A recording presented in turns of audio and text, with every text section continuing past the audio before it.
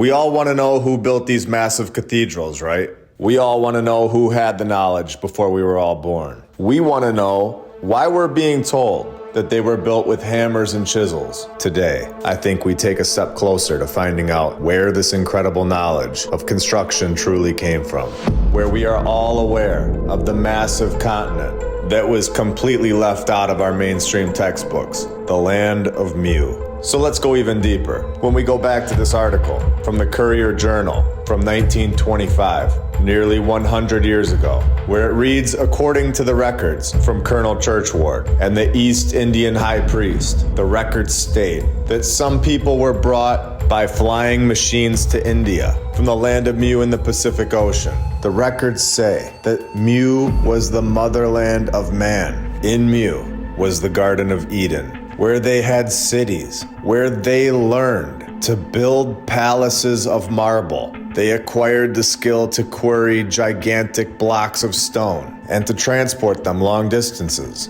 and to carve them into human faces. Like we saw in episode 60 in Easter Island, where the records say that the people of Mu navigated the air and had ships where they sailed to far distant lands with rich cargo. And now that we know all of this, I want to show a few things. First of all, this is showing that the technology of flight has been here before, where the Wright brothers' story, creating the first plane in the 1800s, would be a massive lie, where they have this information stored and giving it back to us slowly, as we have discussed. Secondly, they mention in the tablets that the land of Mu was in the Pacific Ocean. The Pacific Ocean has been named the Pacific Ocean for 13,000 years? Or was the land of Mu here much closer to our timeline? Or is there more land? Not the entire continent, obviously, but are there other lands, possibly bigger than Easter Island and possibly bigger than Hawaii, left over from that cataclysmic event that are still here today and simply hidden from our maps and our flight paths, where our current day planes could simply just be flying around that area, where these hidden islands could be, hidden knowledge, where our flight paths are just circling it, the Garden of Eden, the place where humans had cities, where they learned to build palaces of marble, and learning all of the construction skills that we are all asking questions about worldwide today. We are all wondering who built these cathedrals. We all know at this point that the horse and wagon community did not hire Donkeys Incorporated in the 17 and 1800s to chisel away at some stone and marble and knock out the Cologne Cathedral. We know this. We know that they didn't hit the stone with a hammer, a little harder and with a little more precision than we do today. And their work just lasts forever, and ours doesn't. It's not about effort. There's knowledge involved here, and we are just getting started today. Welcome to episode 61 of my lunch break. I hope you're all having a great day, and if you're new, welcome.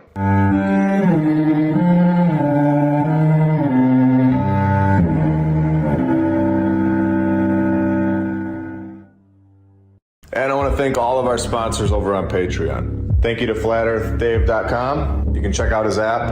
I'll put the link in the description, and you can use my referral code, MLB. He also has my lunch break on the homeschool section of the app, which is really cool. Thank you to Rebecca K., Don Gaston, Christopher Arietta, The Lady Lacey Show, David and Sherry Ferguson, Edwin Johnson, Chuck Templeton, Joy Lee, Leslie Pipkins, PNR, Stephanie Nolan, The Burlesons, Suez KC, Dan Woodall, Corey Franks, Dale, DJ Clicktrack, Edward and Brianna, Jacob Law, Jim Ribley and Christine Duggan, Kyle Glascock, Tim Rack, Two Spirit, William Richard Jeffries V, PKTFnews.org, Regna Saturna, Emerald H, 3D6.space, Attila Power, Buck Suey, Dakota Dunn, D-Rob33, Eric Martinez, Ivan Apoctoli, Jesse DeLeon, Jim Bro, Kit Kat, Todd K, Edwin Rice, Helmut, Charles Kruger,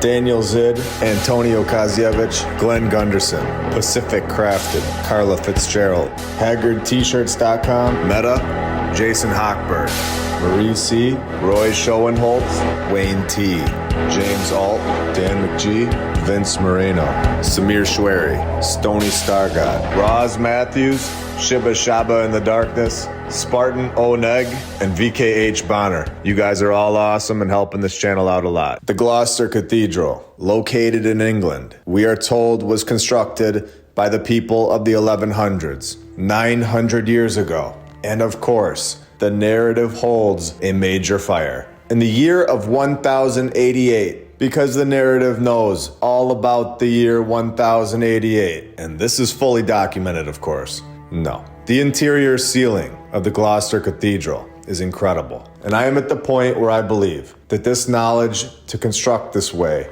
architecture that doesn't fit into our mainstream history at all, of primitive people in huts, no power tools, and zero background on their training processes all over the world. This incredible architecture and construction in every single continent may have come from this continent of Mu, where they seem to have had communication with a higher power, where we are told that this is the Garden of Eden. And it shows through the construction. We have the physical evidence that they were able to construct the massive stone heads at Easter Island. And then we have this, Nan Madol, located on an island called Micronesia, a location that is connected to the land of Mu, connected to Hawaii, and connected to Easter Island. Also located in the Pacific Ocean, a once great city of man-made stone islands. The construction of the artificial islets probably started 1,300 years ago. Probably. Maybe. When in reality, in my opinion, it wasn't 1,300 years ago and was much closer to our current timeline, where they go on to say that this was built at the exact same time as the Cathedral of Notre Dame in Paris, where they just eyeballed it, gave it a solid, educated guess. The experts really nailed these dates, where the 12th to the 13th century seems like the winner. So it's very clear that these dates are attempts to fit this place right into their timeline of thousands of years. And what is with these maps? Throwing a layer of static right over the top of this location with a perfect 90-degree angle. It's interesting to say the least. Nan Madol has confused the mainstream narrative, and they simply don't understand how to fit this place in, where this location holds construction of megalithic architecture, where the so-called experts cannot explain it, where they say little can be verified about the megalithic construction, where we already know at this point that this land was connected to the continent of Mu,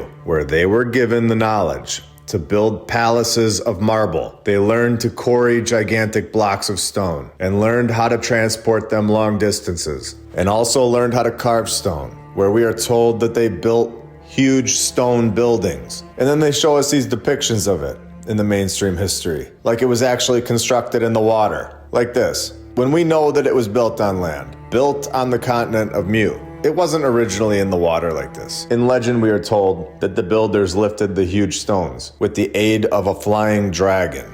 So we definitely have something very interesting going on here in the Pacific Ocean, where Colonel Churchward claimed that the civilization of Mu was technologically more advanced than we are today.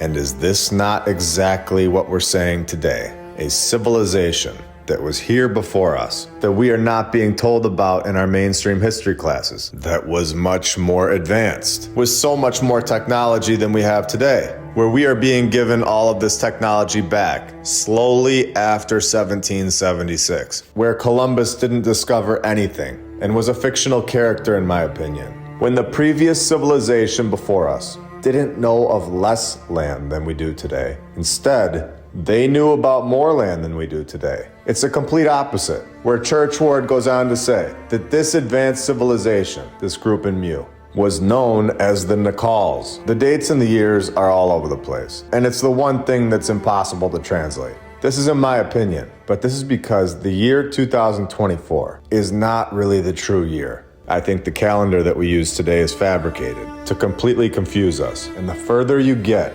away from the creation date, the further you get away from the creator. I'm not entirely sure which year we are really in, and this is why it's impossible for James Churchward to know how long ago the continent of Mu was really here. I don't believe it was thousands of years ago, like I've said before. He also goes on to say the ancient civilizations of India, which would explain why these tablets would be in an Indian temple. Babylon, Persia, Egypt, and the Mayans were built by the people of Mu. And if there was one place in the world that would be hidden from our maps today, one specific location that holds all of this technology, flying crafts, marble structures, everything, who's to say that the group of people that found this location, or the remains that were at this location, and are in control today, who's to say that this group wouldn't hide this location that is the stem of all information from all of us? Is it just a coincidence that the Pacific Ocean is basically empty on our map that we are shown? And don't forget that being in control of the map is a key part of the game. What if we are playing the game with a false map? Is it possible that a part of this incredible land of Mu is still here? Is it possible that the Garden of Eden is hidden to us? Is this why we have no idea where we are, or what we're doing here, or why we're finding massive structures that make no sense in our timeline? Hiding massive continents, hiding technology, giving us a false history, giving us a false map. Is this why we are distracted with Egypt, where they tell us to look to Egypt and the pyramids, while the real location is over in the Pacific Ocean,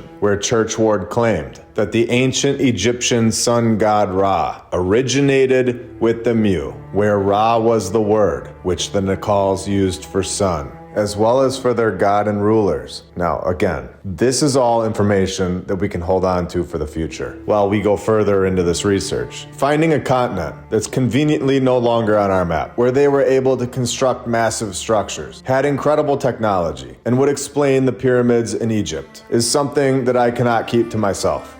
Churchward had two major critics, and neither of them actually ever read the tablets that Churchward did at the Indian temple, where we have Curtis Wilgus, a historian who taught at George Washington University, where he organized and directed the Center for Latin American Affairs and also organized the school's annual Caribbean conferences. So this guy was locked in and knew all about these tablets, where the Caribbean conference organizer guy tells everybody that Churchward's research was the strangest of fiction. It was pure imagination, based on everything that he learned over at the annual Caribbean conferences. And that's exactly how Curtis aced his college exams, by asking 0 questions and receiving 3 mainstream college history degrees, 3 of them. So we have a very open-minded individual in Curtis. Now, who is this other critic? Engineer and writer L. Sprague de Camp, where he simply dismissed the idea of the Nacal in an article in 1946. Just dismissed it. De Camp spent